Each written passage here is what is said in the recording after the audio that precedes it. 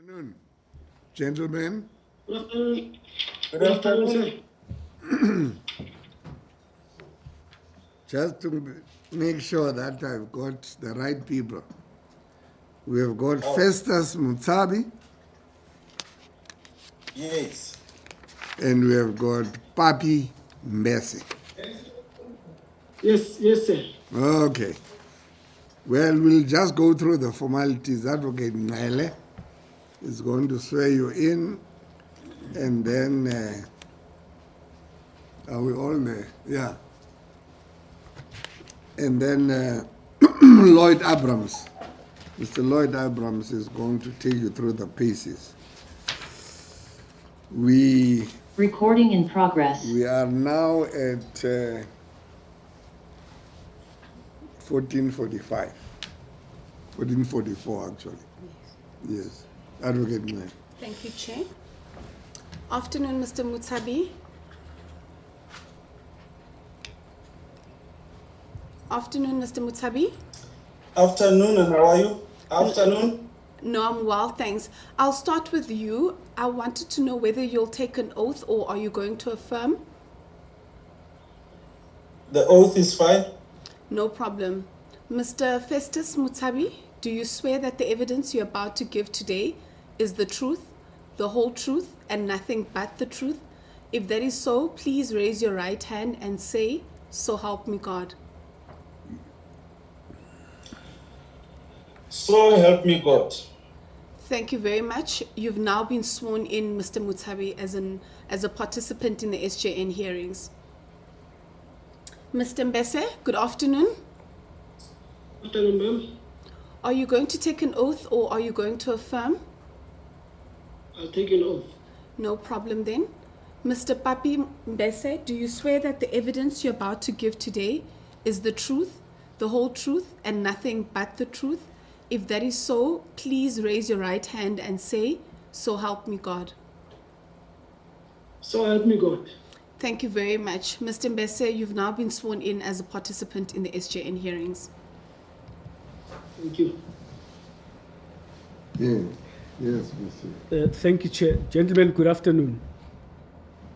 Good Good afternoon, afternoon, sir. sir. How are you? My name is Lloyd Abraham, and my task here today is to assist you to put your story before the Ombudsman as best as you can. And I noticed that there's two of you today. So we assume that you are going to be co-presenting. So you're going to have to decide how you're going to do it. I see there's a write-up on introduction of the emerging clubs movement, and there's your actual submission as well. So I just want to remind you that you've got an hour and a half to tell us your story. You've both been sworn in. You've taken an oath to tell the truth, nothing else but the truth. So it's vital that when you speak and say things, you are as specific, you are candid, and you tell the story as it is, because the Ombudsman then has to listen to what you're saying, and he doesn't need to guess what you are saying. So you are going to have to say it as it is. Is that okay, gentlemen? It's okay, sir. So you've got the next hour and a half. You can then give us background about whoever speaks first. Maybe you can speak, give us a background about yourself, and then introduce the emerging clubs cricket movement as well, cricket club movement as well. Over to you, gentlemen. All right. Thank you very much. My name is Festus Mutsabi. Let me first start by saying I'm the chairman of the Geek Cricket Academy, which is based in Rustenburg. And I'm also the Members' Council of Northwest Cricket.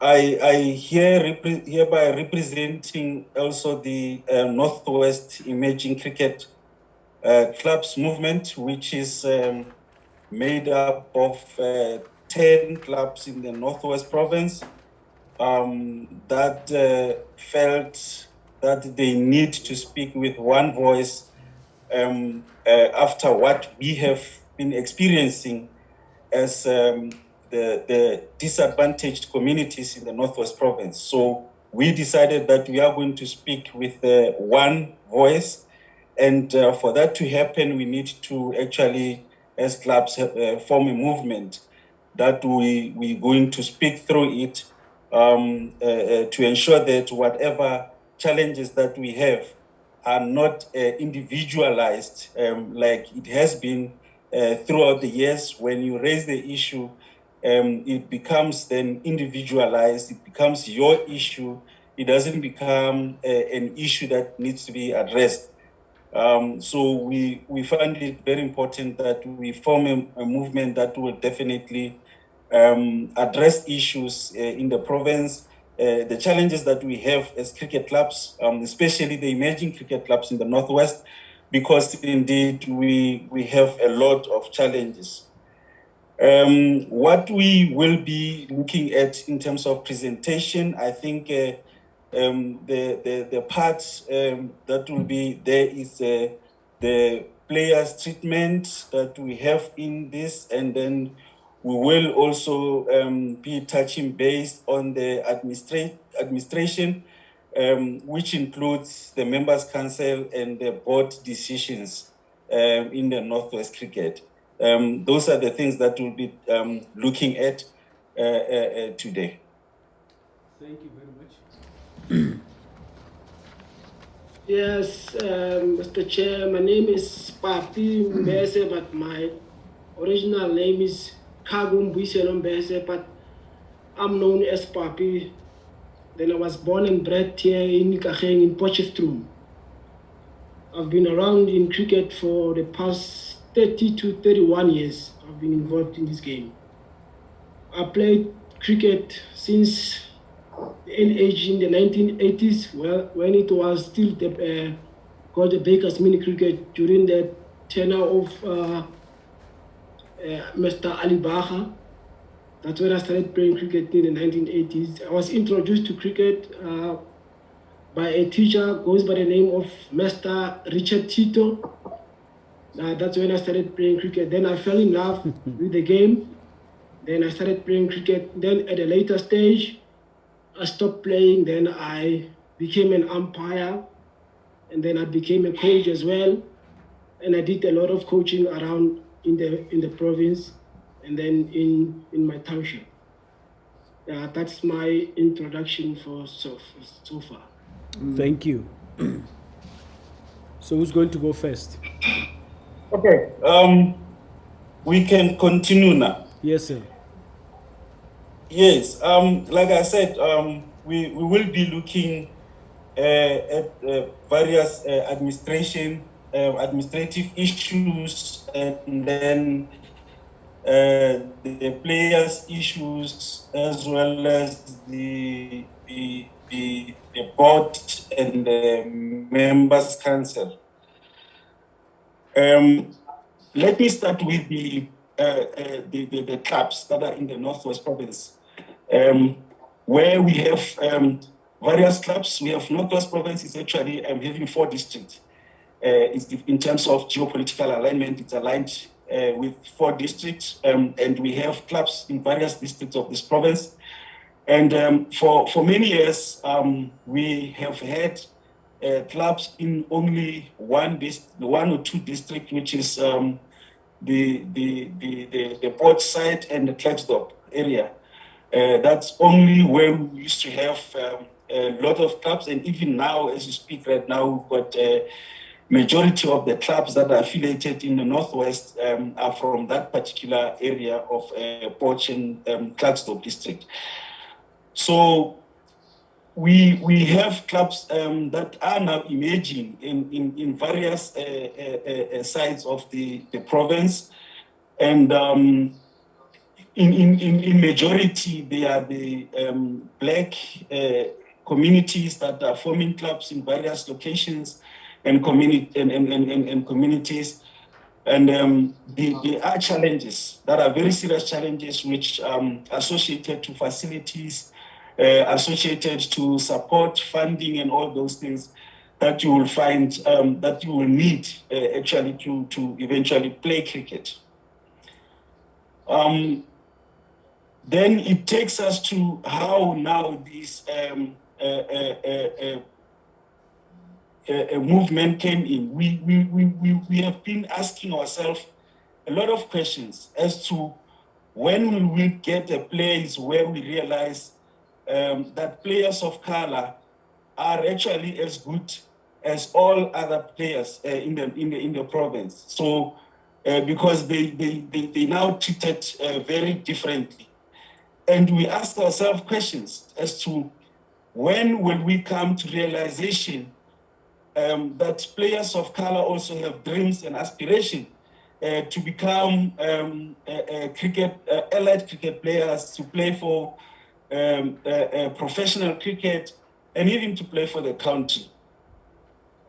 These questions were coming in as we have seen a lot of players of color from various areas being sidelined or not being given an opportunity equally to other players of different color. So that is why we eventually stood up and say, we really need to end this. We need to stop this.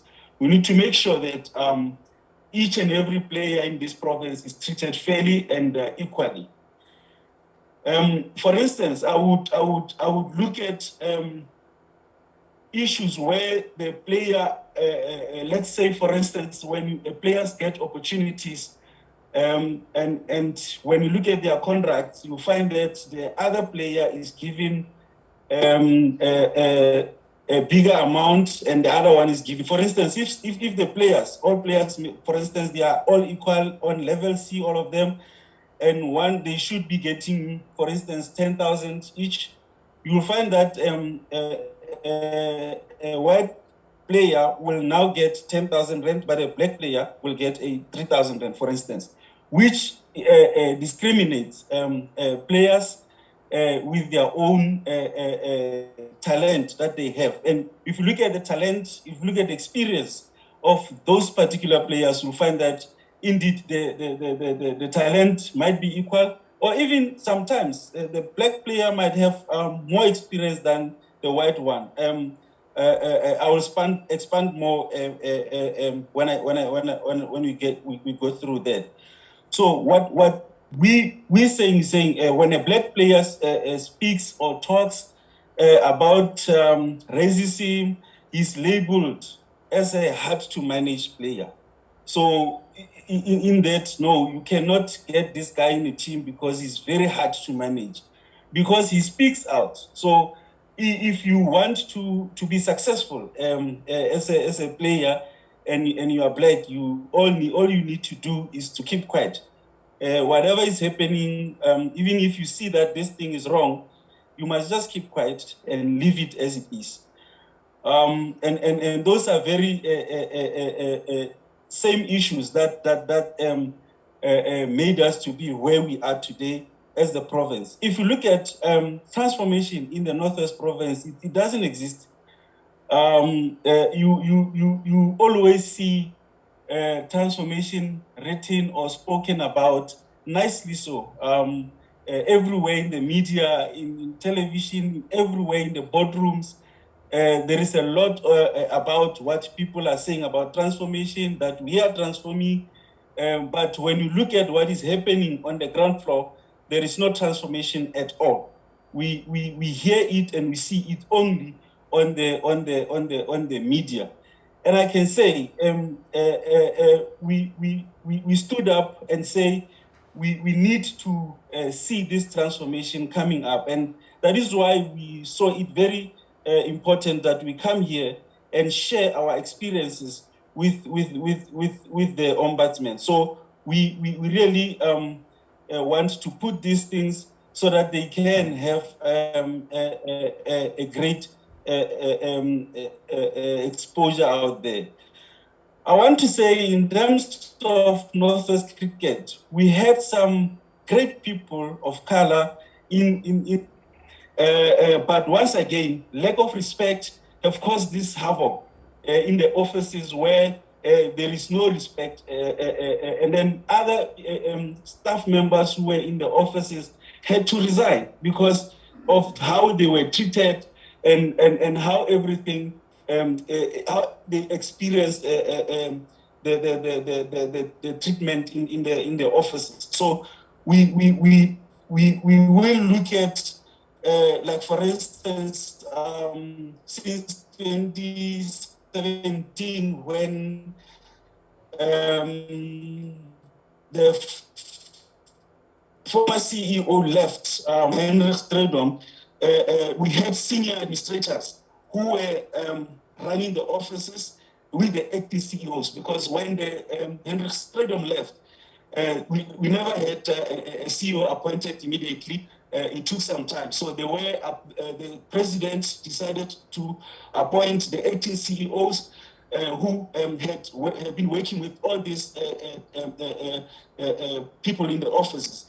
And I can tell you that because the white administrators in the office did not want to accept the roles of the administrators, it was a havoc in the office. It was very hard for them to actually do their work. I mean, at some point, one employee went a gaffer in front of the office. So it was like people were not actually accepting that at this point in time, black people can manage and can actually do good for the sports, for the love of cricket. We also want to raise issues. I mean, when you look at how it happened in this, all these things, they would not be getting attention because they are said by people of different color in the offices. I just want to also raise that for years we had good black administrators in the cricket, but the discriminations is the one that made all these good black cricketers not to prosper. And if you look at even recently how we lost good administrators, I would also mention how the current coaches that left Northwest Cricket, they were engaged in what was happening there. I want to now jump to the issue of the members' council. You know, it is a very, very difficult and hostile place to be as a black person into that.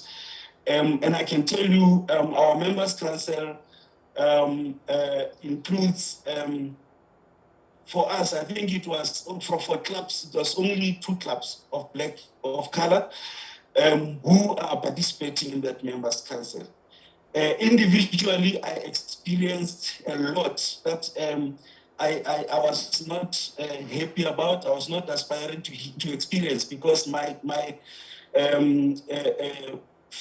priority there was for us to develop cricket. The first thing is that when you look at the composition of the members' council, I would say it's all white. Then you find that it's 2 teams that are for black people, which are Ikaheng Cricket Club, and the team that I'm from, which is the Geek Cricket Academy. And everything that you raise into that meeting will be then subjected to a vote. And remember, we are 2. So how will you then succeed in that? So it is something that we are experiencing.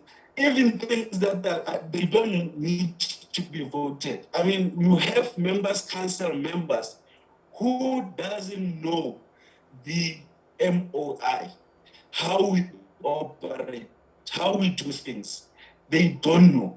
Even if you put that on the table, they don't even want to listen to you. They look at the person who's putting this issue on the table. They personalize whatever you say.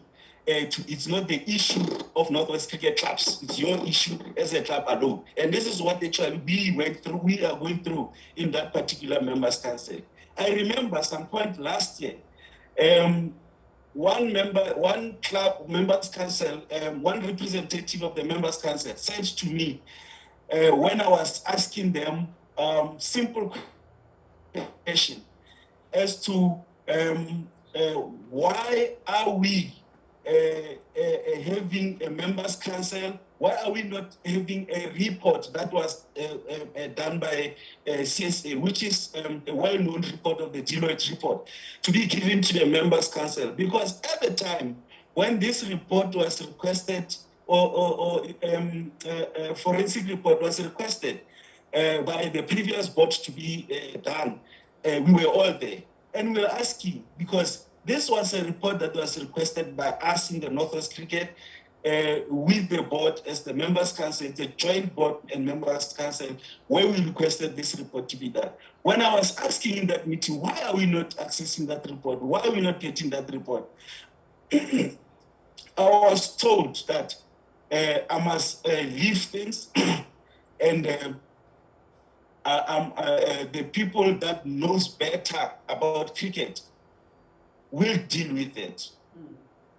And that thing on itself didn't sit well with me, and I raised it with the expectation that the CEO and the administrator then will then call the person to order. You can't say that. In actual fact, you are saying this person is useless. He can't say anything in our meetings because he doesn't know anything about cricket. And the better people who knows about cricket will take things up, and they know how to deal with issues. And these things are the things that are happening almost every day, almost every now and then in our members' council. The members' council, it's always a decision that is being taken based on who you are, who's presenting the issue, who's presenting the matter that needs to be discussed and that needs to be resolved on as a body that is responsible to manage cricket in our Northwest province. And I think that is the problem that we are having, because people come into a meeting with a sole agenda to say, no, this one will not speak, or we're not going to give this one an opportunity to speak, we're not going to work with this one, we're going to work with the other person. So that is what I'm saying. The systematic discrimination that is in the Northwest Cricket currently, it's something that we need it needs to be dealt with. I think when you look at the composition of the members' council, when you're supposed to make decisions, in 2017, the former president, Dr. Oupa Nkatlisang, introduced what we called the geopolitical alignment, which is the requirement of the CSA, which is the requirement of also of SASCOC, to say we need to align ourselves geopolitically. Unfortunately, whatever happens, that the board has been asked to step aside, and then the program went away. And when we were in the administration under Archie Pretorius, he also brought that thing on the table. It was postponed again, because the reason why this thing is being postponed is that the composition of the members' council must remain the same, so that the cricket can be controlled by people in one area, which is Potchefstroom and Klerksdorp. It cannot. So when you are from Mahikeng, when you are from Vryburg, then you must just take the implementation of whatever people have decided on. You don't have any right to decide on what needs to happen in terms of cricket. And that is why they want to keep the members' council as it is, to make sure that it continues to systematically discriminate emerging cricket clubs in the province, that they will not be accommodated in any way in the decision making in terms of Northwest Cricket. And I will also look at how we as the members council have failed cricket in the province because of one thing, because people want to be in control of everything. So you don't have a team in Freiburg that is a part of members council. You don't have a team that is in Mahike that is part of members council. All the teams are currently poached, legs up, and we only have one team now in Rustenburg. We used to have two. We used to have one. It's always one because the Impala Cricket Club was there. Then it is not there. Then it's the Northwest. No, it's now the Geek Cricket Academy in the members council. I would say for the first time in the Northwest cricket history, the provincial coaches that were visited schools and clubs in deep rural areas. It was at the time when Dr. Ngarisang was the president, and the acting CEO Jaco Ebersen was in charge. That's when you see programs of cricket going into township, into rural areas. Since they were no longer there, all this have collapsed. There is nothing that you can see now, people going there. At that time, you would see the person who was in charge by then, Tommy Piri, who was in charge of the cricket in the province, CSM, who was going all over in the areas. Currently, since the board was set aside, we have never seen anyone in any district who is in the Northwest cricket. So the cricket is far away from people. At that time, we saw cricket coming into the people, but at this time, cricket went very far away from the people. I want to also say this, that at that time, when the Northwest cricket was also under that leadership, we were well transformed. We had 50-50 in the staff, 50-50. And I think you would have heard when Dr. Ngarisang was presenting that now it's no longer 50-50, it's 100%, it's 95-5. So, which now is creating a problem that why these gains of transformation that were done at that time has been reversed 100% in that fashion. And this is what makes us to stand up, to say, look, we are now working backwards. We are no longer working forward. And I can tell you that the reason why we experiencing all these things, it is because some people have got entitlement to cricket. They own cricket, and there is nothing that we can do. We must just comply. We must just agree with them that cricket is their sport that they own. If you want to come and play, you must just come and play and say nothing. And that is what I feel we feel it has been always the problem. And if you look at the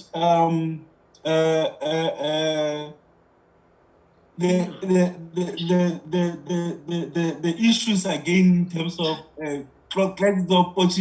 ruling cricket, I will tell you that some coaches, I will name one with the name, some coaches were even at some point put under fire for not selecting players at the Potchefstroom full score. So it was a problem if you can't select some of your age group players into those schools.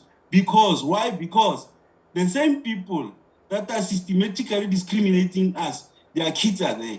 So if you want their kids, you go there and you'll find that now they want their kids to be selected in the age groups. That is why they want players from that school to be selected. And one of the coach who was coerced to do so is Claude April for under 17. And at that time, we saw the acting CEO, the then acting CEO, Jaco Ebersen, and the then President Opa had to intervene. and they intervened, and this shows that the people were not trying to continue with the old system that they have been using while we are working towards transformation. And I can tell you at that time again that it had to stop, and it stopped. We can confirm that the harassment at that time, it stopped. Now, when you stop something at this time, at this side, the system also was not allowing you to do certain things. And that is why we really need total systematic change, where this province needed to be aligned geopolitically, so that you can have teams from all over the works of this province. We can have players from all over the works of this province getting opportunities to be selected in those areas of the province. And we at that time, when we had what you call, we had the two people, which is the yeah. Relax, Anya. What time are you trying to identify? Oh, time is fine. No, I thought you were saying at that time. Now I was wanting to know what time are you alluding to? No, okay. At that time when the let me say, when Yaku was acting as a CEO, yes. We received very good feedbacks. We got some of the things that I can say, sending professional players to school capping. Just imagine as a young person under 17, under 15, when they are playing, when they are getting caps there, then you send professional players there. The mood there, when they see those players, they get motivated and all those things.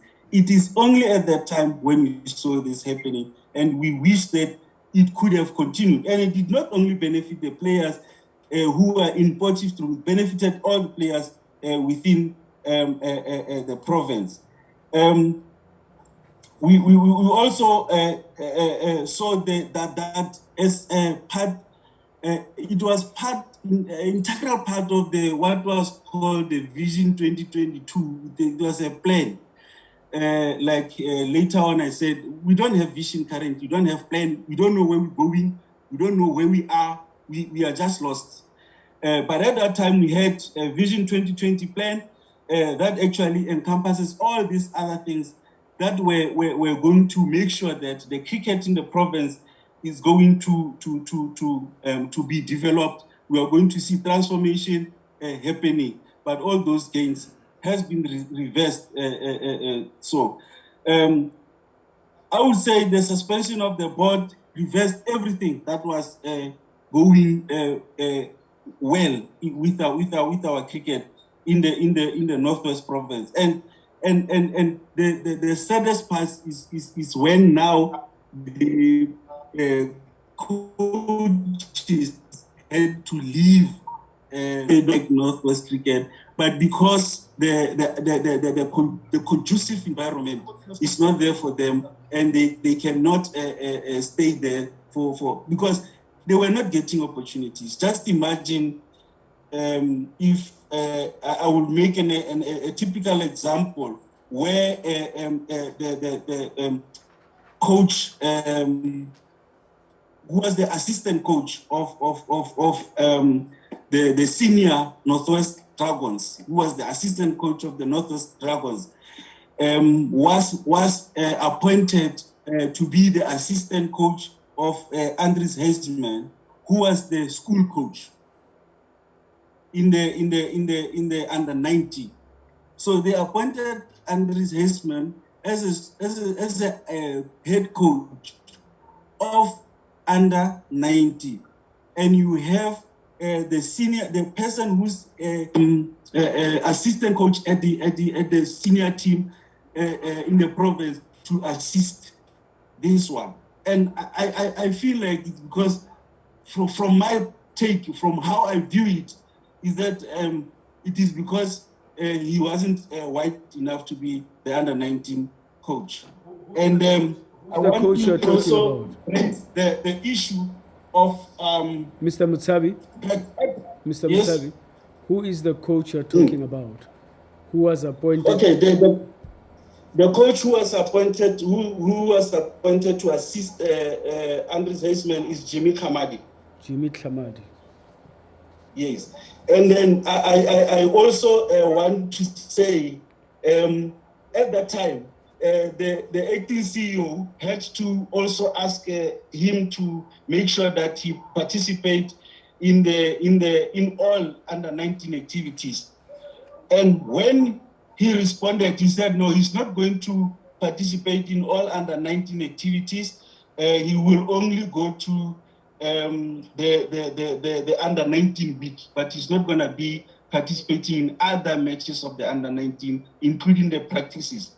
And that on its own created a problem. Now that he's the head coach, he remains to be a head coach, but Jimmy has to remain to be the assistant. But who is he assisting now? Because this one is not coming to games, he's not going to be involved with cricket. So who is this one assisting at this point in time? So those are the things that we were basically, I was basically trying to raise, that you have things like this happening. And at that time, the acting CEO again, Jaco Eberson, went to him and asked him to, if you can't do this work, then you must resign. You must actually resign, because now this is what we were expecting from you as a head coach. And he then did resign, but that on its own have caused a havoc for the acting CEO also, to say no, he's not treating him well. But the problem is, how do you then get appointed to be a head coach, but you cannot do any work of the head coach? The assistant must do all the work. To me, it was clear he didn't have any idea of what he's going to do there, and then just because he was white, he was put into that position, and this Jimmy Kamadi, the black guy, must do all the job for him. So this is what actually I think it has to him, because if you don't have any idea of what you are going to do, but you are appointed to the job, what are you going to do? That's the only thing that he could have done at that time. Yes. Mr. Ntsebeza. Yeah. Can I just come in a bit there? Yes. Yeah, go ahead. I just wanted to remind you, gentlemen, be mindful of time and manage it very well. So that, and we have lots of questions of clarifications to put to you as well. I'm not trying to curtail you. Just manage your time well, because I think Mr. Msebe, pardon me. Mr. Ntsebeza. Mr. Ntsebeza, I apologize, still has to have his say as well. Yeah. Sure. Yes, and time is the enemy of us all here. Yeah, we can make it our friend. If we manage it well, we can make it our friend. Yeah. Yeah. No, the long and the short of this thing. Northwest Cricket is one of the worst cricket in West Union when it comes to transformation. Transformation is a foreign language when it comes to Northwest Cricket. For starters, as we speak right now, you can go all over this country. You will find they will only have one coach. But it's only here in Northwest when we have two coaches. The two coaches, of which both of them are white. And then the one other coach who's, I don't know, Monty Jacobs.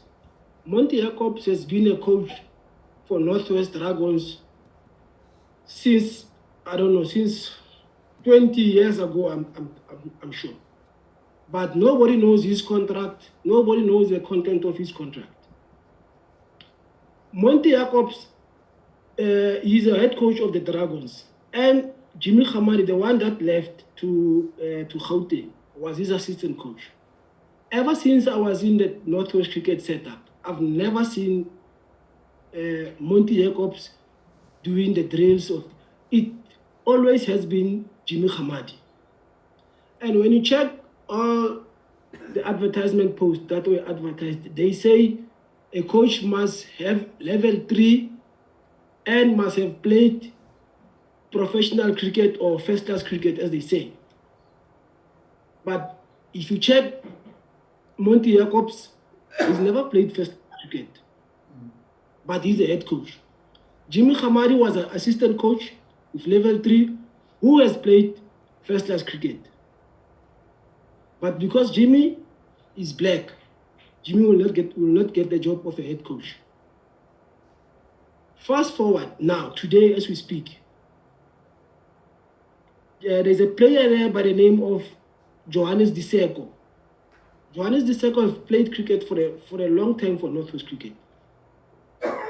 Today, they gave him the last contract. You know why? Because they needed a beep guy. He's going to be the beep guy for the whole season. He's not going to play because there's a player there by the name of Motosami, who's doing the same thing as Johannes Diseko is doing. Because Motosami is being paid a lot of money, we're going to want to use Motosami, and JD will be the 12th man, the 13th man. He will play maybe if Motosami is injured. And then you go to assistant coach. I've got nothing against Craig Alexander. He knows, he's a good friend of mine. He's been appointed now as the assistant coach of the Dragons. He doesn't have level 3. That's the first problem. The post says, the advertisement says you must have level 3. He doesn't have a level 3, but he's been giving an assistant coaching job. Why? We don't know. And then we go again a little bit further. There is the Dempy Smith. He's a white guy. He's a coach. He's a women's professional coach, the senior women's coach. Since I've been in this setup as well, I've never seen an advertisement of that coaching position.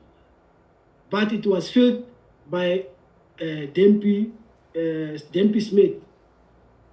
Dempy Smith, he's the guy that was found kissing a player somewhere around in 2016, 2017. And then it was said, Dempy Smith will never again be involved with the women's. Fast forward 2019, 2020 or somewhere there, Dempy Smith gets the job as the head coach, of which the 80 or 90% of the same team that saw the incident that happened somewhere in Bloemfontein. They went to a cricket week in Bloemfontein. They saw him. It was not alleged. It was proven that Dempy Smith was caught kissing a player. Now, why am I bringing that? It's because of this guy. There's a guy called Seiso Tau. Seiso Tau was allegedly found to have done the same thing that Dempy Smith has done. But guess what? Seiso Tau is fired. Why? Because he was alleged. There was nothing proven that Seiso Tau did that, the allegation that was against him. But because he's black. Fast forward again, you go to the office. If you get to the offices there in Northwest Cricket, there's a guy by the name of Khotso Leye. Khotso Leye practically runs the whole ship. That whole stadium, if you can go now and ask anything that you want, they will refer you to Khotso. If you want this, they will refer you to Khotso. Why am I bringing that in? Is it because Khoso can be a good manager for that team, for that stadium, but because he's black, he's not given that job. That job as the stadium manager position is been given to the white guy. The white guy who is Louis Kruger. Louis Kruger is a stadium manager and a head of ground staff. He's holding 2 positions. Why? Because he's white. Why can't they give that Khoto Lee that job as a stadium manager? Because he's good at it. Louis, to be honest with you, Louis is good at the ground, as a ground staff, as a head of ground staff. He's doing a marvelous job there. He can do that one. And then, at the same point, the same Louis Kruger, who is white, he can take the very same staff that is employed by Northwest Cricket to go and do his private jobs all around Potchefstroom schools. They using stadium vehicle, stadium resources for their own benefits. And HP, the CEO, he knows that. But he's not doing anything because they are buddy. They're going to drink Branavane and Coke afternoon or somewhere else in a pub. He's not doing anything about it, the CEO. He knows that. He knows that Louis is using state property to do his private job. The same people that are under him, the ground staff, who has not been given increase for the past 3 years. They don't have proper PPEs for the past, I don't know how long. They don't have proper PPEs. They just work like that. These poor ground staff. The staff, the white staff, they take this very same staff to go and do their private job during working hours. They take them away. You know, Chair, at some point, one of the ground staff, he fell into a pool because you know us and water, Chair, we cannot swim. He nearly drowned, that guy. He nearly drowned. But what happened to the person that took him out during working hours? Nothing. You know why? Because he was white. If that thing was done by a black person, I promise you, he would have been sent out by that gate immediately. But because he's white, nothing will happen. That's the same thing that happens in Northwest every time. Fast forward to let me tell you a little bit of my story. I was an umpire. At some point here in Northwest, I was one of the best umpires. I went to Coke Week, I went to most of the tournaments in the province. And then came this guy by the name of Johan Low. Johan Low is the current president of the umpires. Me and him, we never got along from the beginning. There was a tournament called Northwest Premier League, something like that. It was played at night there by the stadium. The guy in front of other white colleagues, he called me a gaffer. Johan Low. I reported the incident. You know what happened, Chair? Nothing happened. He comes later. He becomes the chairperson of umpires. He gets rewarded for calling the black umpires a gaffer. By then he was nothing. He was just coming in as an umpire. And then few months down the line, he gets the post as chairperson of the umpires. After whatever he did, and then I asked myself, Chief, why does this happen? He says to me, no, there was an inquiry, and then the inquiry found him not guilty. I said, when was that happen? When did that happen? Because if we said there was an inquiry, I should have been involved. I should have been called in also to bring in my point of view or my and to come and answer or something must be. I was supposed to be there, but nothing happened. Do you call that an inquiry? How do you call that an inquiry if the victim was not there? It's only the perpetrator who was there.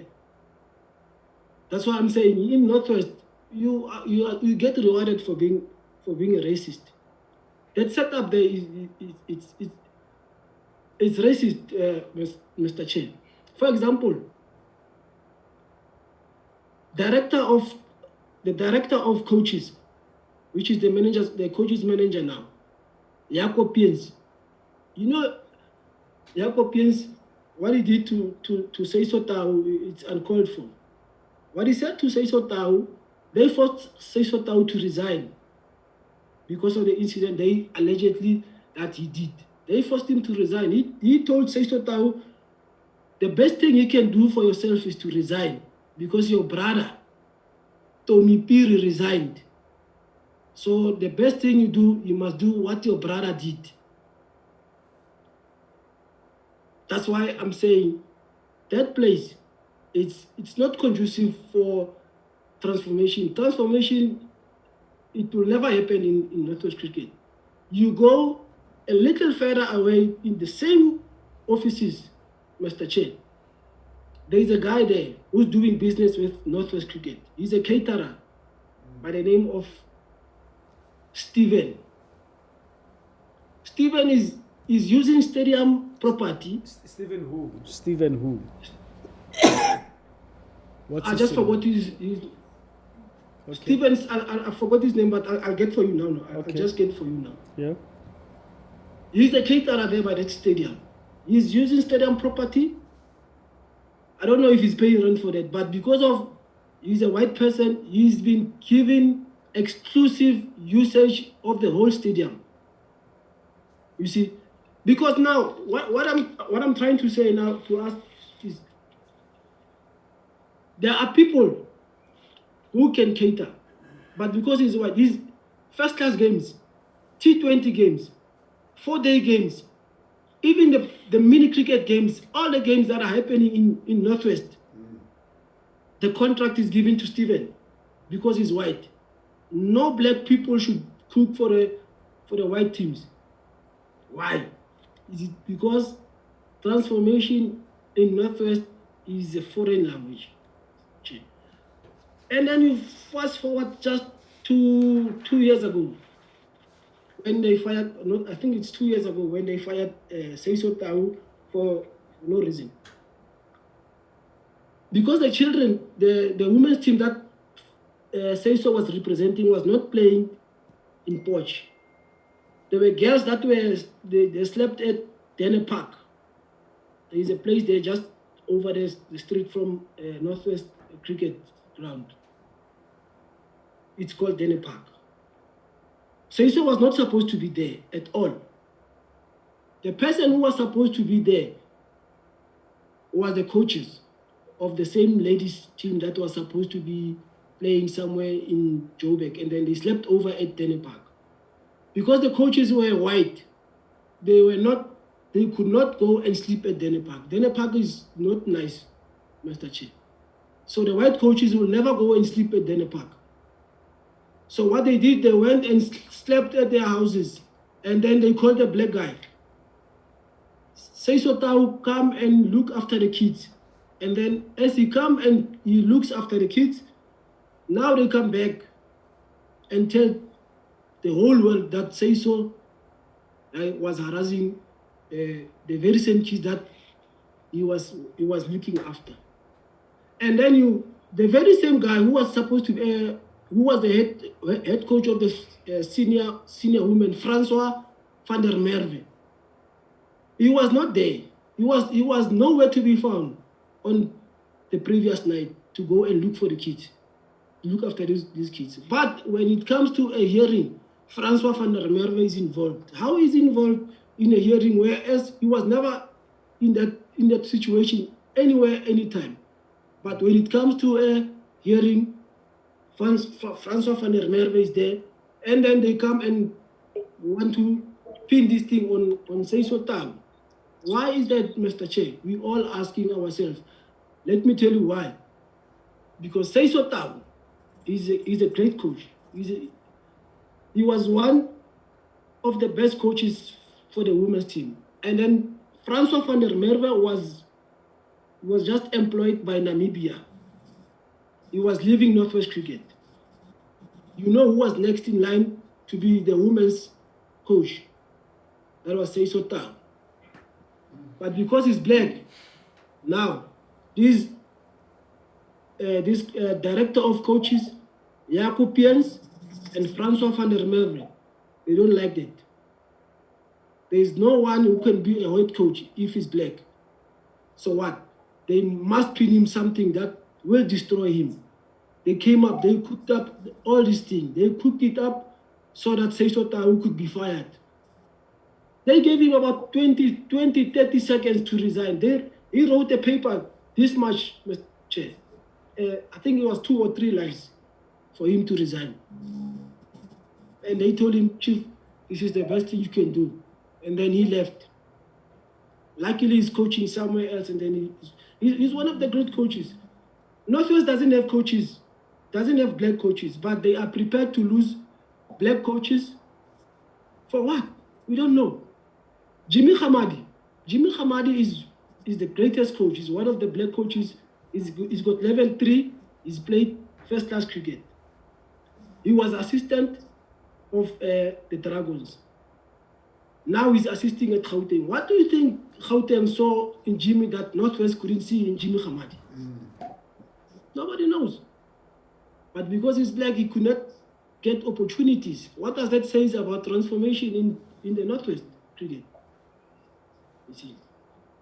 So, Chair, what I'm asking now, I'm not going to talk too much because of time is our enemy.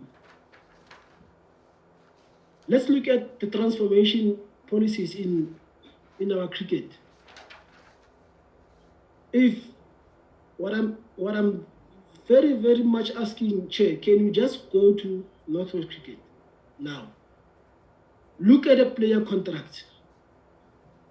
It cannot be correct that Johannes Diseko, Aaron Pangiso, and Lesiko Sinukwane, the 3 black players who have been around for so many years, they're getting paid well under 400,000. And then the rest, you get players of the white players are getting paid over 700,000, and they don't have experience, and then they are stated. We know all about the states. Their states doesn't say anything about why they should get a lot of money, but the black players are not getting anything. You see, HP Prinsloo, when he took over, Northwest was flourishing. They came up with all this stuff that Northwest doesn't have money, money was swindled and stuff like that. They brought HP Prinsloo in to come and take over and bring money in. They gave him a 2-year contract as a CEO for 2 years. What he did, he brought nothing. His friend, who was the administrator, Archie Pretorius, extended his contract. For what? Because he brought nothing. He never did anything. All he did was mislead the people. Even the EPG, at some point we were number 2, number 3 in the country. But when he came now, I don't know if we can go and look at the stats. We probably number 8. But when he came in, we were number 2, number 3. Now, the EPG we gone because management is all white with one Indian, which also is a puppet master. I don't know, Ishmael Minty. He's just a puppet. He was a transformation officer not so long ago. He should know the stats. He should know what's supposed to be done. But what he's doing, because they gave him a CSM job, which was not advertised as well. The CSM is a cricket service manager. They gave him the job to shut him up. Now he's got a nice office in the corner, big office with the air condition.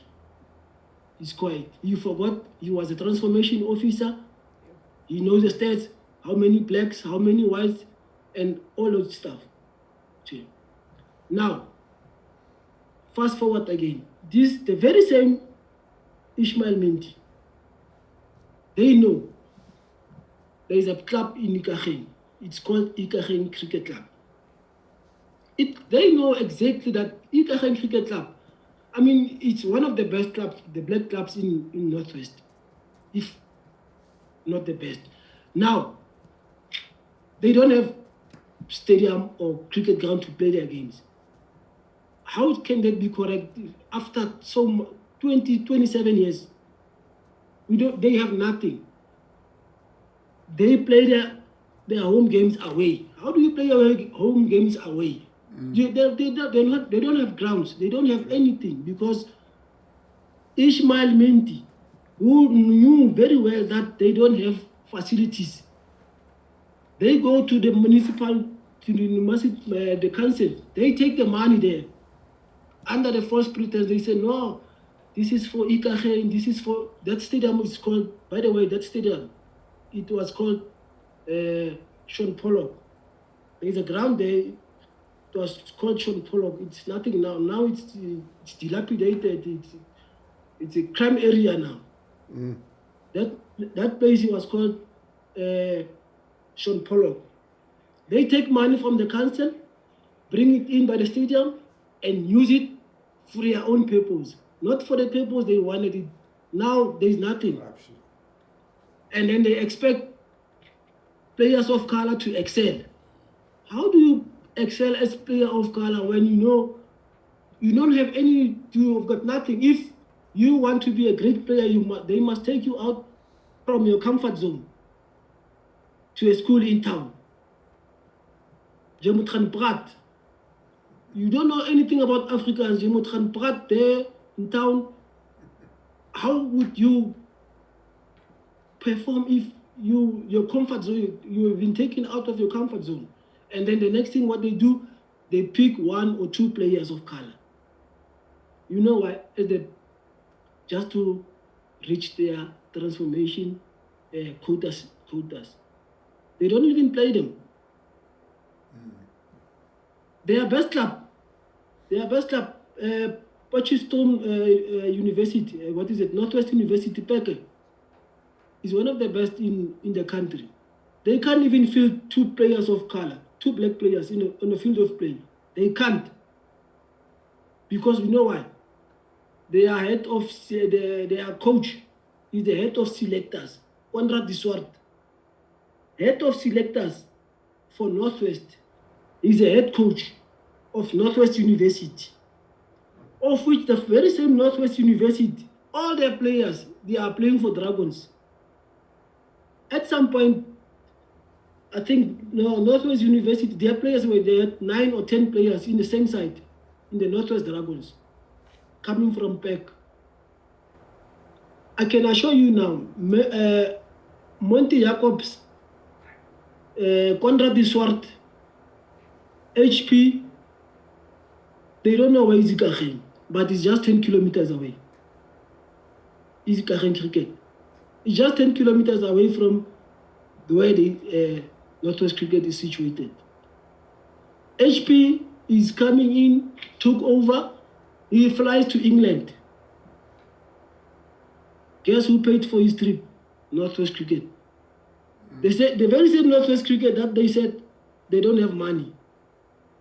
HP flew to go and watch the World Cup in England. And mind you, they said there's no money. The money was used by the previous board master, Dr. Upanka Risang and Tommy Piri. They took the money. There's no money. But he could fly to England with what money? Because he's white. They get all the privileges, you see. Now, even in the very same empires, the Empires Union, you know the average age? The average age there is 60, 65. Those umpires, they are old and white, all of them. I think there's only 2 or 3 black umpires there who can stand a proper match in the Northwest Cricket Umpires Association. There's only 3 or 4. The rest are white and old. They're supposed to go to old age home and go and stay there and leave cricket alone. But because it's Northwest Cricket and then they don't want to transform, they will keep on with these old umpires who, at most, if a white club is playing the black club. I don't know if you know the rule of LBW. LBW. Leg before wicket. Yes, Chair. Is it leg before wicket? Yes, the leg before wicket. Yes. You see that rule say is the easiest of all in the laws of the cricket. They say the ball must pitch on line, the impact must be in line, and it must go on and hit the wicket. Then an umpire should give you out. But in Northwest Cricket, if you are black and you are a batsman, if the ball, the law says, if the ball hits you and then the bowling team appeals convincingly, you are out. It doesn't matter what happened. If the team that is playing against the black people, if the ball hits your pet and they appeal convincingly, you are out, finish, because you are black. The white umpires are destroying black players' careers because they don't care. It's easy for them to give out an LBW to a black player in Northwest Cricket. So, Chair, can you please let this not be just a wild goose chase, or I'm not angry at anyone. I want us to be everything to be treated the same. If it's possible, can you please go there by Northwest Cricket? Go to Northwest Cricket, go to check those offices and ask the staff that are working there. Even the staff, that the 2 black guys that are working there, they can't even, because sometimes I used to post things on Facebook, they can't even like.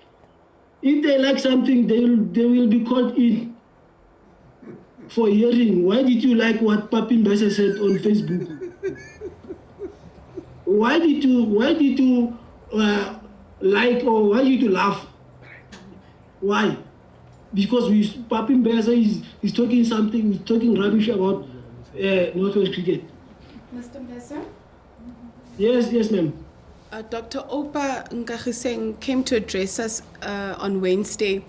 He spoke about the analysis of cricket weeks that he introduced. Are you aware of that? I can't hear you clearly there. Dr. Opa Nkagiseng spoke about the analysis of cricket weeks that he introduced in Northwest. I can't hear you. But you know what I know about the cricket weeks, ne? The cricket weeks, when you, before you go to a cricket week, they held trials. All the people, all the schools, they come, they held trials, and then they pick a side based on the performances and all that stuff, you see. But now, somehow, you find Papi Mbese is a millionaire. His child cannot even hold a bat. But that's because his Papi Mbese's child, he's a millionaire. He can go and buy 15 bags full of equipment for the whole team. His son must go and play. But now Opa Nkagiseng came with a plan and says, no, we only choose according to the merit. If you can play, but if you want to donate, you can donate. But don't donate and come and tell the coaches or the selectors to select your child because of you want him to play in the side because of you've got money and all that. The child must be there on merit, and obviously you must meet the requirements of the government when it comes to the quotas and all that. Even though we don't want to mention it, the quotas, but it's there. There's nothing we can do about it. You need to reach the standards of the government that says, no, we need 6 players of color, of which 3 of them must be black. Finish and clear. I don't know if I've answered you there.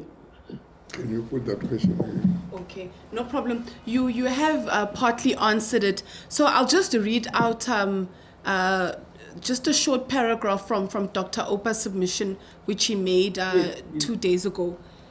So Yes. the title says Analysis of Cricket Weeks.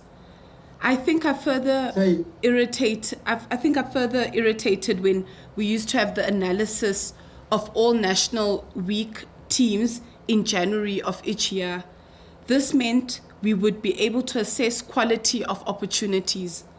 It was clear that players who have parents who are donors or some parents who hold positions in cricket would be favored over others. This player would open the batting, open the bowling, or even captain the sides, while the players of color would be given an over or 2 to bowl while chosen as specialist bowlers.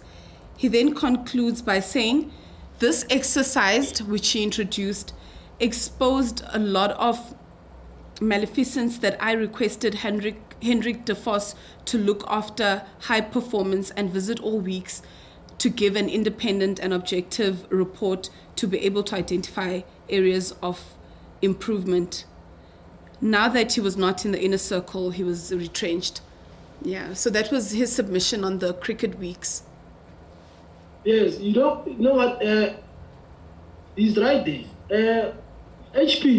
HP Prinsloo, the CEO, his son is playing for Fall School, the Afrikaner school. That Northwest Cricket is run by Fall School and some school there, Chimis. You see that school? There are 2 schools in Northwest. The parents, they've got money. They've got private jets and stuff, all those things. Nice money and nice cars and stuff. So now, the selectors are the school teachers. Now HP is a CEO. His son cannot bet. He cannot bet to save his life. But because HP is the CEO, his son must play, irrespective of he can bet. He can be elected, you can be selected by the selector to bet at number 7, number 8. But because his father can just phone a manager, a white manager who can still be a coach at the same point, mind you, in Northwest. You can be a manager and a coach at the same time in Northwest because you are white. His son will be elected, he'll bet at number 2 of number 3. And then he scores how much? He scores 7 at number 3. They give him a chance. No, the umpire that gave him out, no, the umpire was wrong because you could find out he was given out by a black umpire a previous day. You will be blaming it on the umpire. So no, the umpire had me 8 gegeven. It was not 8. And then you'll get a chance tomorrow. He said, no, let's give him a chance. They give him a chance tomorrow to bet again at number 2. The same results. He doesn't get double figures. He get 3, 4. He'll come up with an excuse because his father paid a lot of money for the players to go to the tournament maybe, or the father can buy biltong. At night they go out and braai and drink Branavane and Coke, all those nice stuff. Because they are white. They get all the privileges. You see. So now, my point now is, Mr. Chair and SJN, I'm so happy that this thing is happening right now while I'm still alive. See, now we were discriminated. We don't even care now. What we want this to happen is that the children that are coming now, they shouldn't go through what we went through. You see that guy that was on the show, on the thing the last time, Sunny Boy, I played with that guy. His story, it broke my heart because I know him personally. I played with him. You see. Now our players now, they shouldn't go through what we went through. We need this thing the playing field to be leveled. For starters, the 10 million or 17 million that was given to, allegedly that was given to Northwest for the upgrades, and which was stolen by Dr. Upang Kahisang and Tommy Piri and Leonda Smith, it must be recovered because we know it's not stolen. We know it's there. It's not stolen. That money we should recover the money and build Ikageng Cricket Stadium. And we're gonna rename that stadium to Makayantini or whoever. It's not gonna be Sean Pollock anymore. Why should anything that is in cricket must be named after white people? We need to name that ground Ikageng Cricket Oval or Makayantini Cricket Oval. Anyone, as long as it's a black name.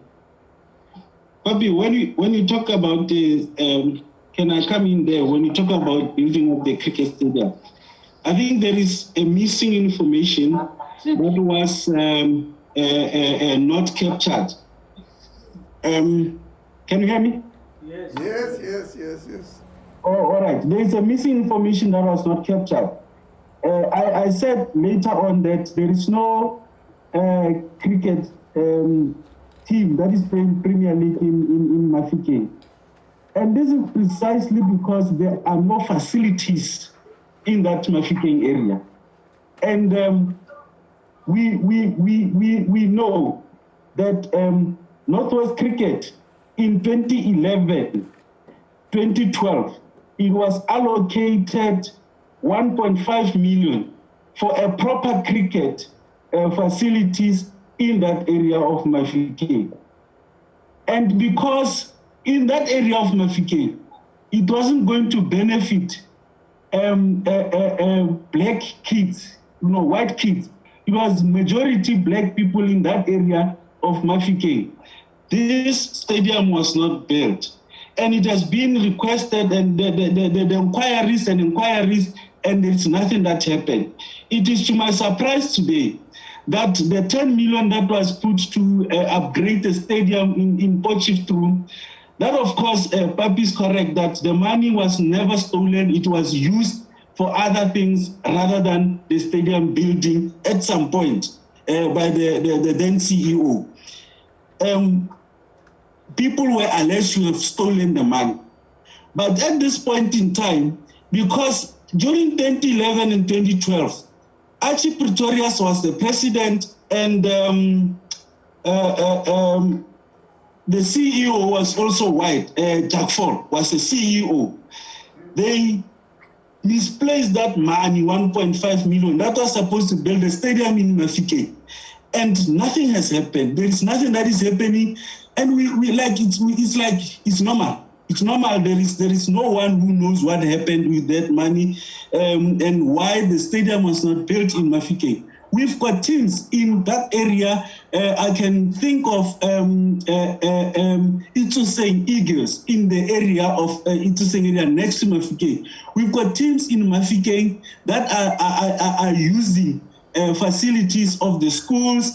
That are some, and luckily the University of Northwest also came to party and build a facility there. If it wasn't those facilities, we wouldn't be seeing cricket playing in Mafikeng at all. But this is the program that was done in 2011-2012 season, and nothing has happened. So today we are crying foul as emerging cricket clubs that there are no facilities in our areas, and we cannot even get answers as to what happened, why the stadium in Mafikeng was not built. It is very important, and you will see to that effect that we were put into administration for no apparent reason, and it was for just to get rid of black people, because by then the staff was 50-50 in terms of transformation. And if you look at that time, they appointed another white person to become the administrator, who stayed there and earning 50,000 rand a month, and you will delay everything. The report was done already in 2019. Why did we why are we in this shenanigans? We don't have a board as I speak with you right now, because since the board was put away and the report was completed in 2019, why didn't things go back to normal? It is because the other person was charging 50,000 a month, and he had to protect that money to make sure that it doesn't happen. And also to say it was still there to protect the white supremacy in this organization called Northwest Cricket. And it is very important that we get the answers of what happened, why the stadium in Mafike was not built at that point in time. We need to know that. And currently, there is nothing. You cannot not get any information. Mr. Mutsabi and Mr. Mbese, Yes. you guys have told us a mouthful, more than a mouthful. And yeah, it's hard to bear, but we've heard you. As we round up, can you talk about what you think the solution is? You've told us the problems. What do you think is the solution? How can we right all the wrongs that have happened to date? Did you hear me? If I may come in,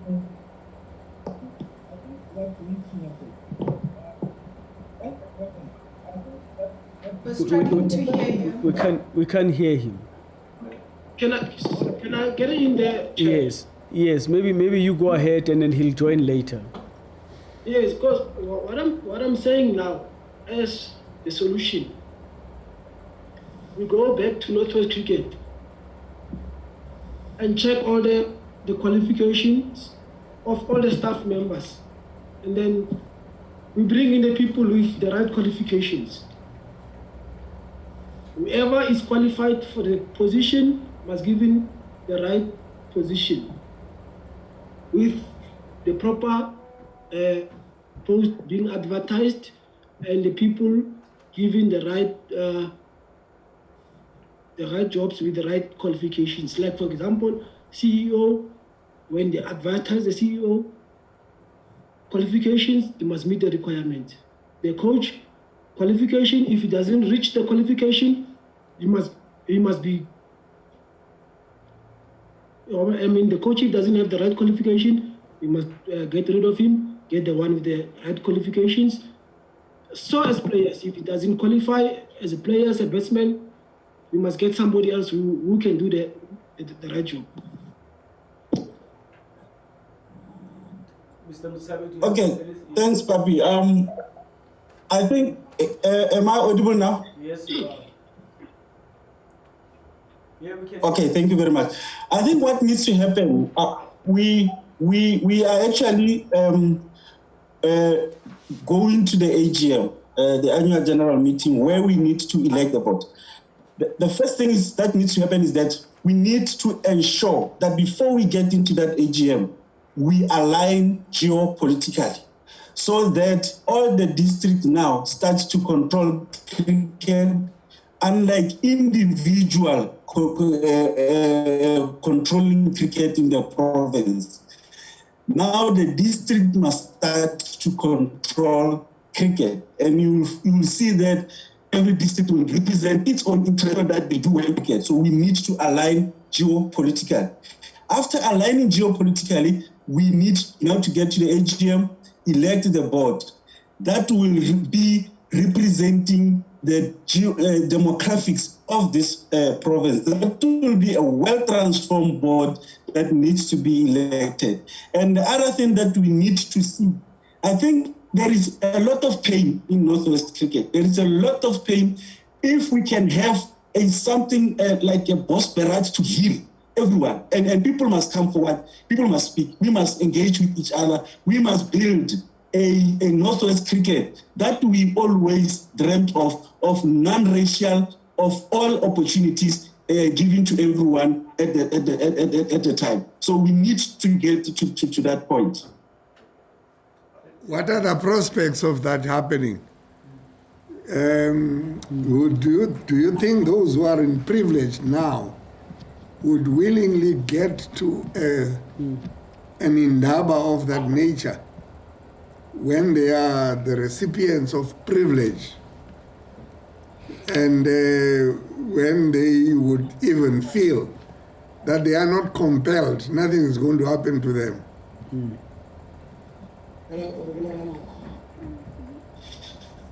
I mean, it's something that we must do.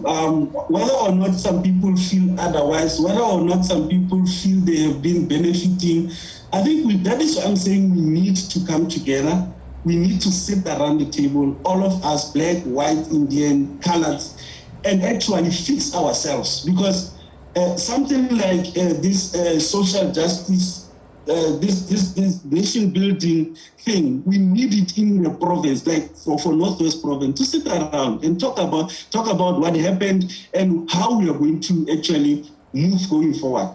And I mean, as we speak right now, the question of geopolitical alignment cannot be a question that needs to be, people must give their personal feelings about it. It's something that is going to align with SASCO. We are saying align with SASCO.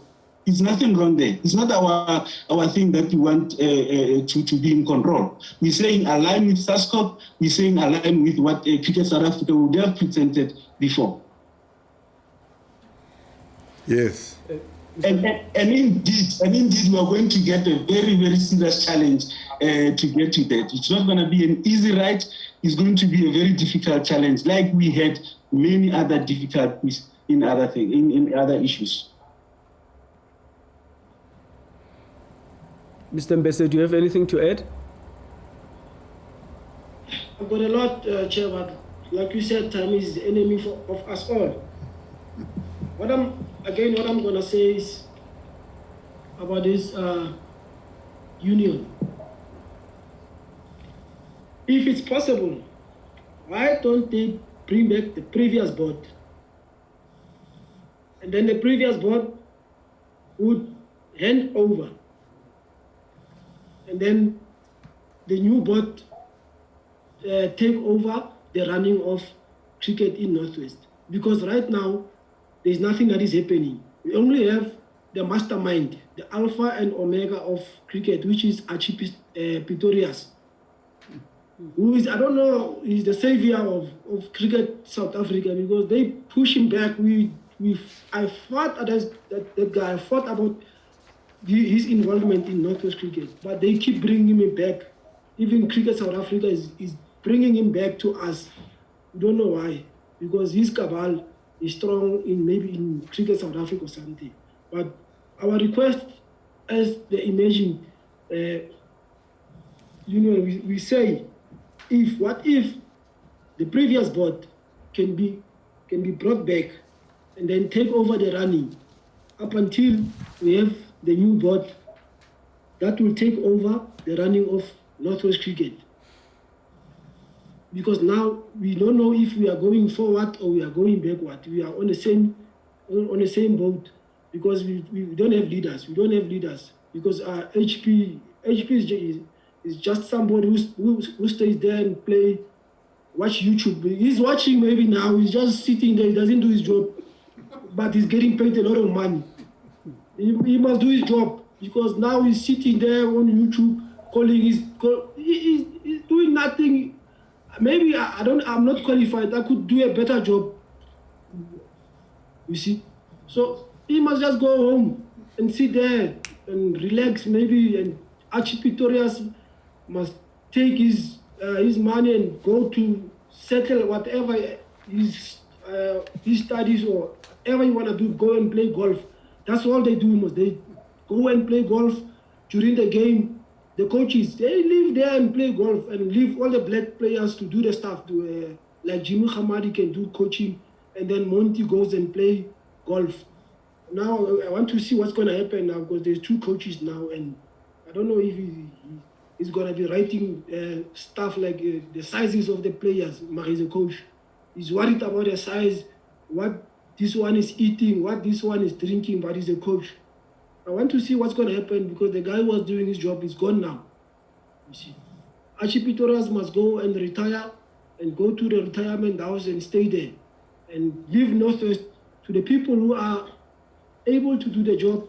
They can come in and do the right job. We've got capable people who can do the job. We've got people people who can run that cricket, like the CSM managers position. We've got capable cadres in there. They can do a proper job.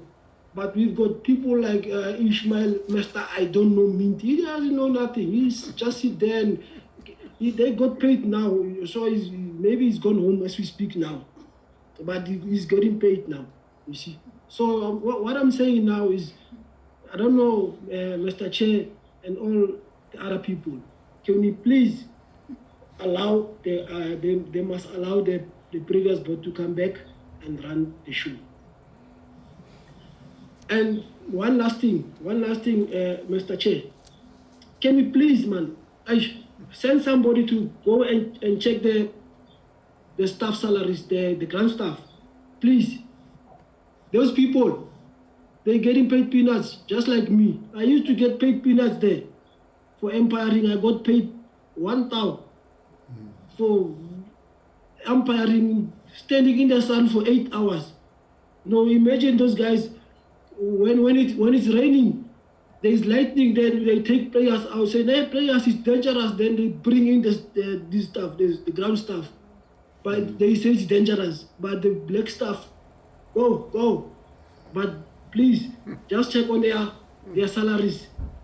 Because their salaries they're getting paid, I think, 2,000 or 3,000 rand as we speak now. What are they going to do with 2,000 rand and 3,000 rand? The ground staff, the poor ground staff.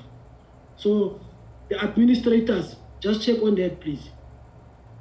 We've got capable people who can run the stadium, who can be good administrators, who have been there, who resigned because of pressure from the racist regime. And it's 27 years later, we cannot allow that to happen. Please, we ask, I don't know, we will go down on our knees and pray.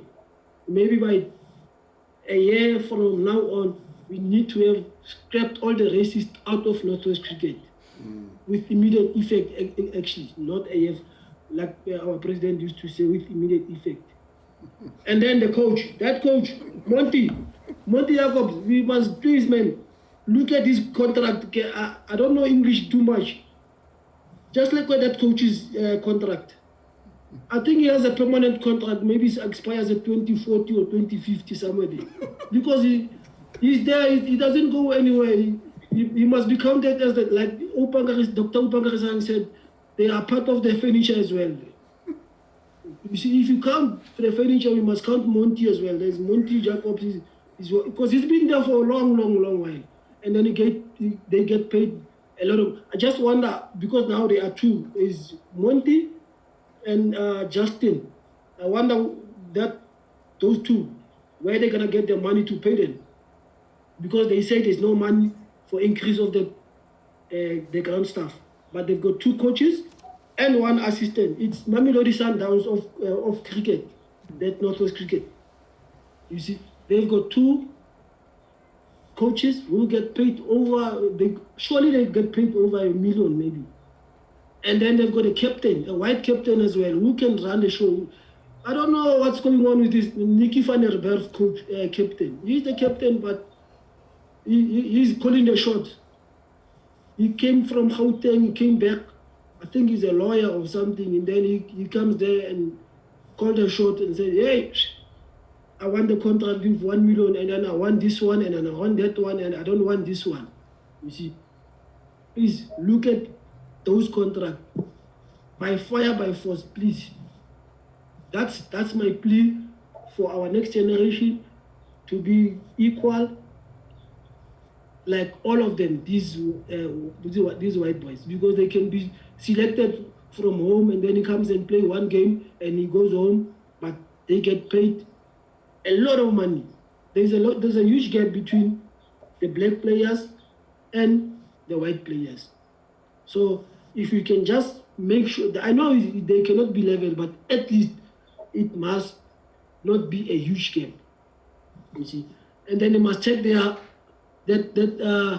infamous house, the White House. It's unfortunate that now the White House is gone. Otherwise, these black guys would have been taken to that White House to go and sleep there. But the white guys are sleeping at hotels and stuff. They get food 3 times a day. The black guys, they eat only at stadium. They eat lunch only at stadium, then they go and sleep. They'll come tomorrow and eat, you see. And then when there are tournaments here in Northwest, the scorers, last time there was a tournament, it was they said it's a biosexual, all the players, the umpires, they were put in a bubble.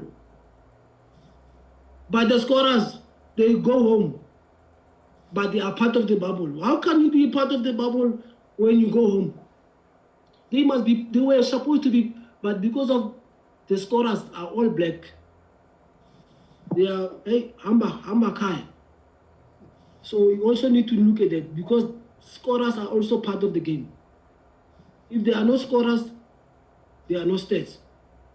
Umpires, they are important as well, as well as the players and even the scorers. So people must be treated as equal. Transformation is not about only the players and black and white.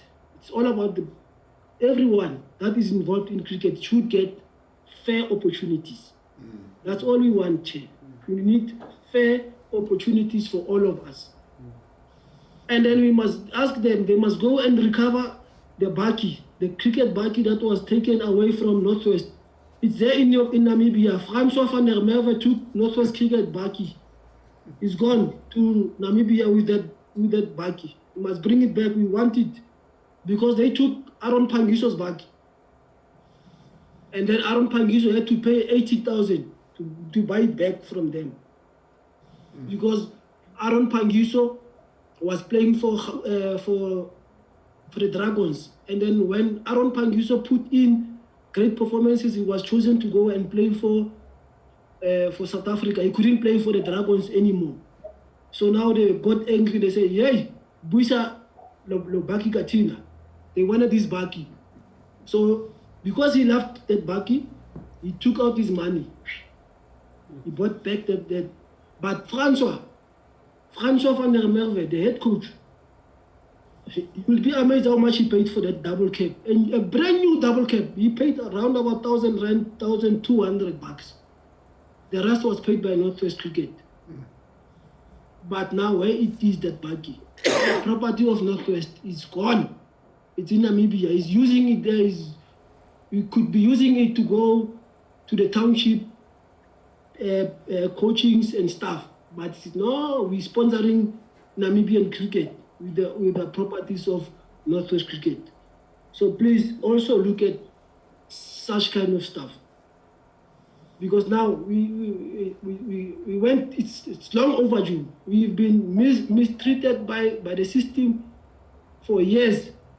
And then we hope it stops here. Because now if it doesn't stop here, we don't know. Because even now, if we can just sit down and ask ourselves, how did Northwest Cricket get this status they have now? Because they've got nothing about governance, they know nothing. Good governance, they've got nothing there.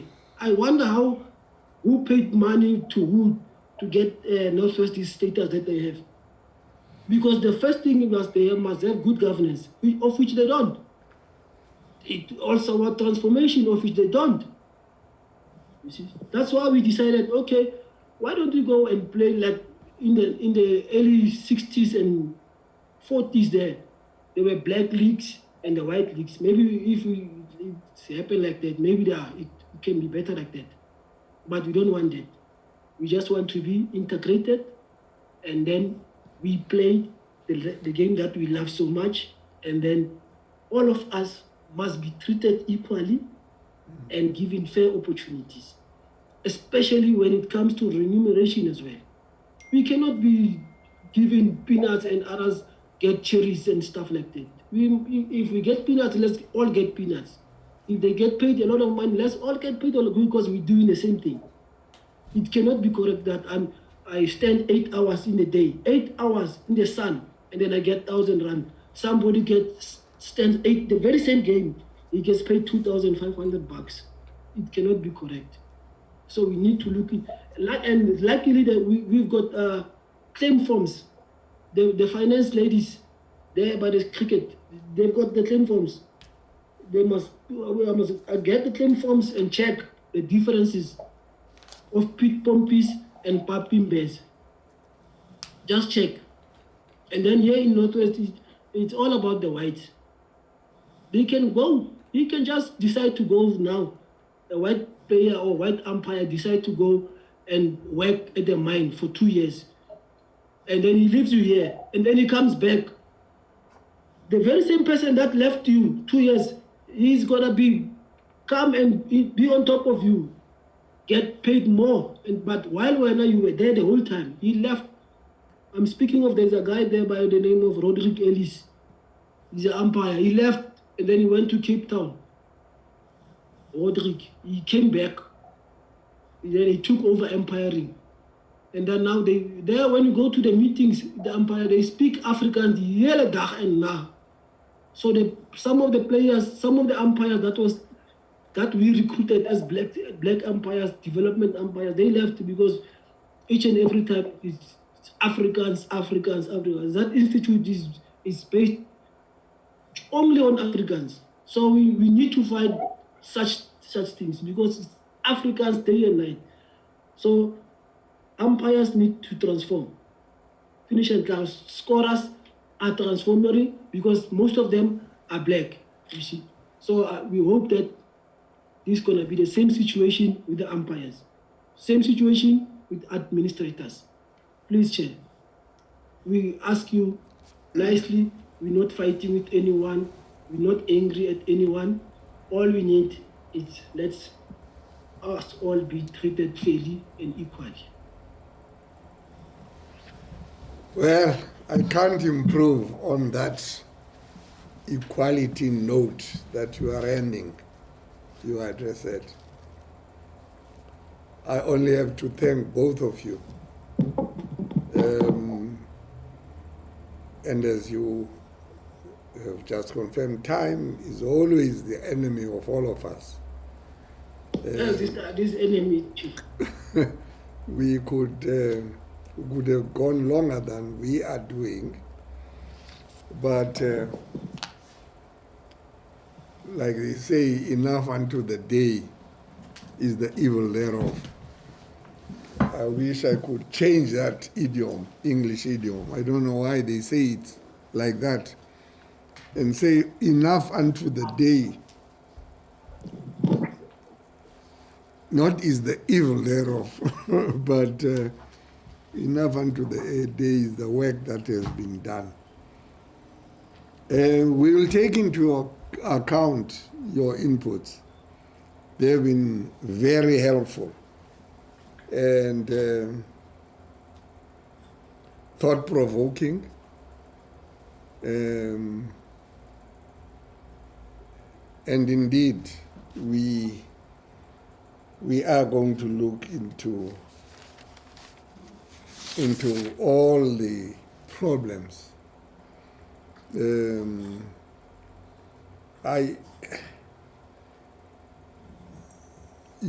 you mentioned the Members' Council, I remembered that one of the,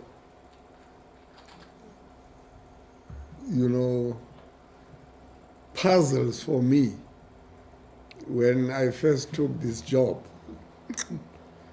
was to figure out the relationship between the various structures. You have got the Members' Council, you have got the board, you have got this, you have got the, franchise, you have got this.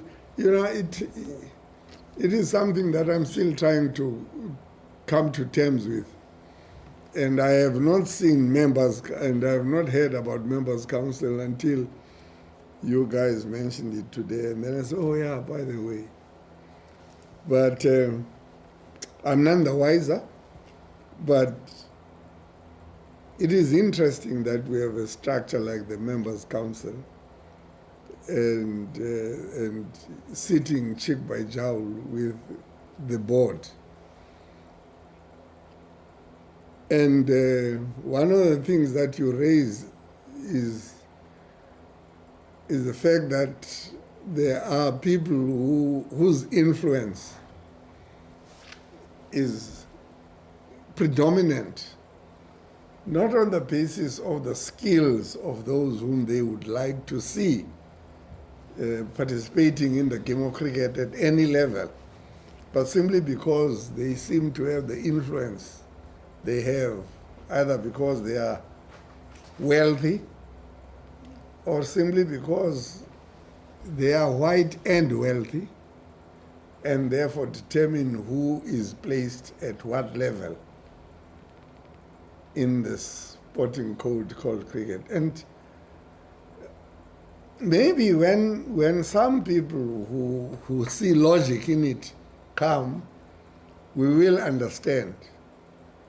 But it's one of the things that has always puzzled me.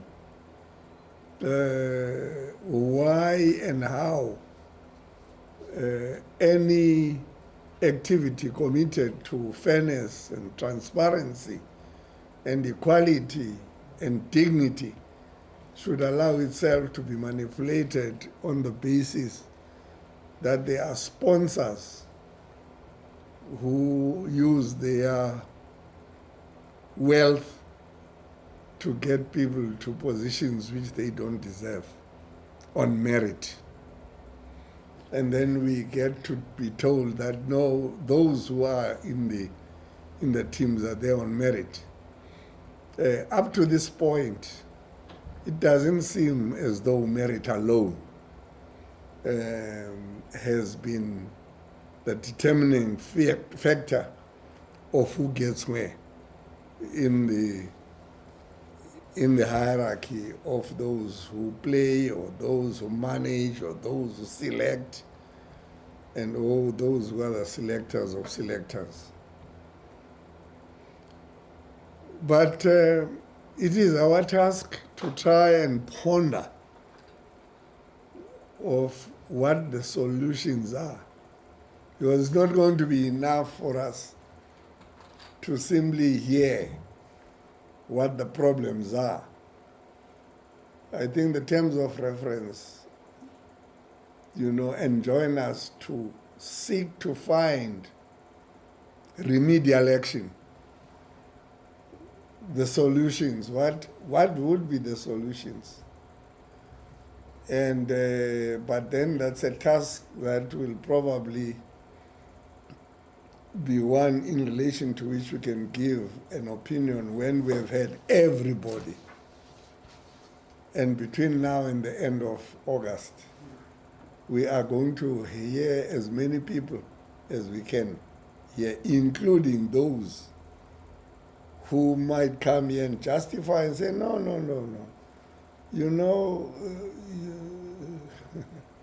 They have got it all wrong. It was always in their interest. Motsabi didn't understand what we were about. That's why he couldn't give an unbiased view, and so on and so on. But thank you very much, Mr. Motsabi. Thank you very much, Mr. Ntsebeza. We will go and think about what you have told us. Please, Chair. Thank you. Thank you very much. Thanks for the opportunity. I really appreciate it. Yeah. Well, yeah, thank you very much. We appreciated the opportunity to voice out. You're welcome. We are adjourned.